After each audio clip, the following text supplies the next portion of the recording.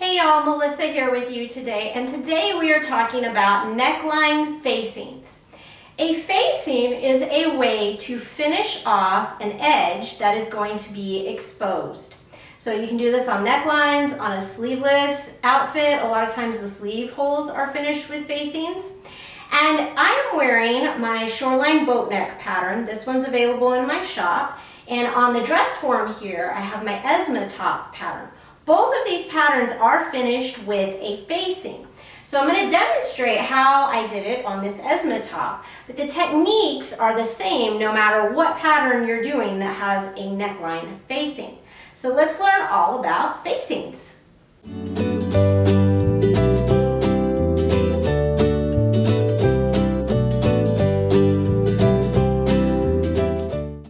The first step to sewing on your facing is you're going to want to interface it. There are a few fabrics where I will skip the interfacing on my facing, but today I'm working with a cotton gauze fabric, which is a really kind of loosely woven, shifty type of fabric to work with, so I am not going to be skipping that step. So you just want to lay your interfacing on your fabric and you're going to fuse them together. In places where the fabric and the interfacing don't seem to match, take into account your fabric type. And like I said, this is an extremely loosely woven, shifty fabric. So I can kind of, like I just did there, move my fabric so that it matches more closely with the interfacing. Interfacing doesn't stretch or shift, so you can trust that more than your fabric when you're working with these types. And then just press your iron straight down and lift it back up to fuse that interfacing on. The next thing I'm going to want to do is I'm going to want to take my back facing and my front facing, and I want to stitch them together at what will correlate to the shoulder seam on my garment. So I will match those up, and then those are going to get stitched. All right, here is what my facings look like stitched together across those shoulder seams. We're going to do a few more stitching things on this though before we attach this to the neckline of the shirt. The first thing that I want to do is I'm going to stitch a basting stitch 1/2 inch in from the outer edge. And what that's going to do is it's going to allow me to press up a hem around the outer edge so that once I get my facing sewn on, I can then stitch that down and there's a clean finish on the inside. So I'm going to set my machine to a basting stitch, and then if your machine doesn't have a basting stitch, you just want to use your straight stitch at the longest length that your machine will let you do. I'm pressing those shoulder seams open, and when I get there, and like I said, we're sewing at 1/2 inch, and just basting all around that edge. All right, I've got the iron out, and so all I'm going to do is turn my fabric on that basting line and press.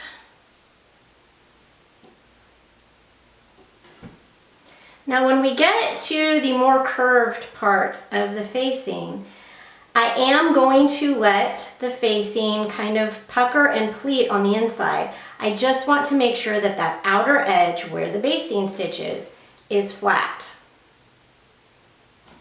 So it will look like that, but you can see that once it's stitched down, it will be smooth. It's just that those edges have to be kind of gathered in since you're pressing around a curve. Now, of course, there are other ways to finish your facings. You can do this with a faux overlock stitch, or if you have a serger, you can do an overlock all the way around the edge as well. All right, now that I've got that outer edge kind of pre-finished for myself, I'm ready to stitch this facing onto the neckline. Now, I've laid my shirt out. I stitched it together at the shoulder seams, and hopefully you can see, because I used a contrasting thread to make it more visible, I have stay stitched this neckline. This is again because I am using this very loosely woven, very shifty fabric. You saw how it was shifting on the interfacing. And I want to make sure that these angled edges don't stretch out, that these curves don't stretch out. The direction that you are stitching when you are stay stitching is important. On a neckline, you want to start at the center and stitch towards the shoulders. And then on the back, you generally would go from the shoulders towards the center. Going to go ahead and I'm going to line up the center front here, and I'm placing these right sides together, and I'm going to pin my facing in place. And then I want to match up the shoulder seams.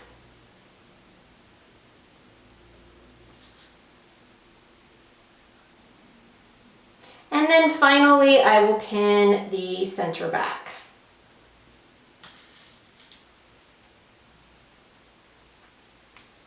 Once I've got those kind of quarter points pinned, I can go ahead and I can add some more pins in between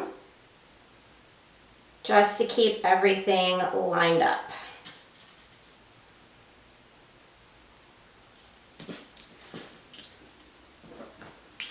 All right, now that I've got the facing pinned all the way around the neckline, I'm going to take it to the sewing machine and going to go ahead and stitch.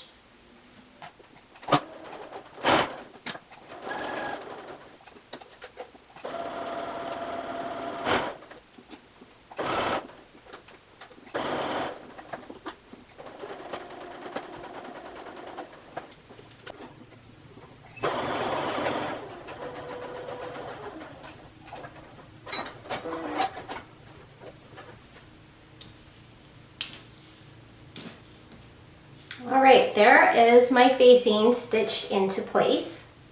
The next step is to grab your scissors, and we're going to want to clip curves and bulk and make sure that we'll be able to make this lay flat when we press it to the wrong side. So the first thing I want to do is right here in the point of the V, I want to clip into that all the way down to my stitching. Don't go through your stitching. And then since the sides of the V are only very, very gently curved, I'm not going to clip those. I'm going to start my clipping at the shoulders here. And I'm just removing some bulk from those shoulder seams. We'll repeat that on the other shoulder seam. And then there are curves in the back neckline here. So we want to make sure to go ahead and clip into notch those curves so that those will be able to lay flat. All right, so here is what our clipped neckline looks like. All right, I've got my garment wrong side up here, and I want to start turning this facing to the inside of the garment. Now, as I do so, I'm going to be working in this area right here first. I want to actually press my seam allowances towards the facing. And depending on how shaped your neckline is, how round it is, you may find this easier to do with a tailor's ham or a pressing board, or even just using like the rounded edge of your ironing board can make this a lot easier. But I don't have the luxury of being able to fit that into the camera here, so we're just going to go with regular old iron. You will notice that I am pressing the sides of the V separately though. You'll also notice that around these curves, I'm just using the point of the iron just to press along that stitching line. Okay, what we're going to do now is we're going to understitch the facing. What that means is that we'll be sewing right next to our original stitching line to stitch the seam allowance down onto the facing. Okay, so I just want to stitch right next to my original line, and I want to make sure that this seam allowance is getting stitched flat onto the facing. You can do it with your seam allowance up, or you can put it in your machine I prefer to stitch this way with the facing up.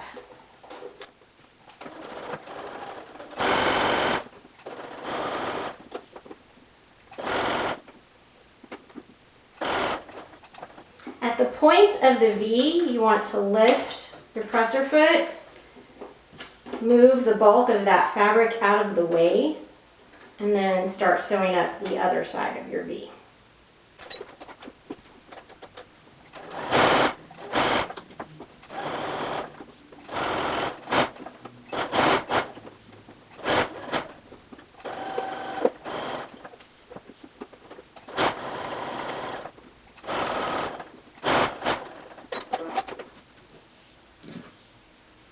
Okay, here is what my understitched neckline facing looks like.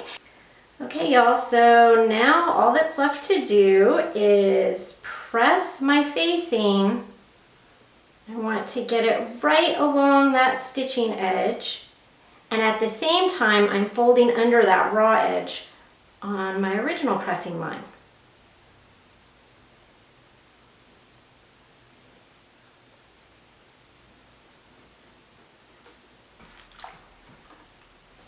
I'm going to add some pins to it as I go around pressing to hold that in place once it's pressed.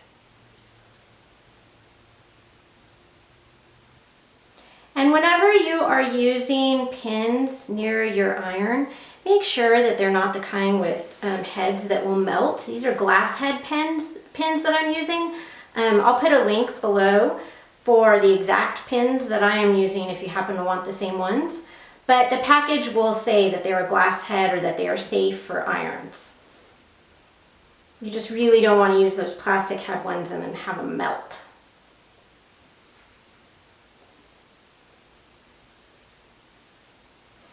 Okay, so here's what this is going to look like on the front side.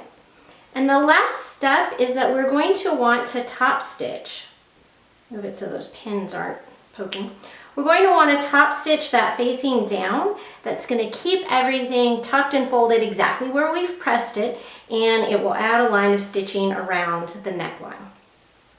Since I am going to be top stitching, I prefer to obviously do that from the top side so I can see what this neckline is going to look like. I also prefer to start at the point of the V. Of course, if you are sewing something that does not have the V neckline, then you can start in a different spot on your facing and your top stitching.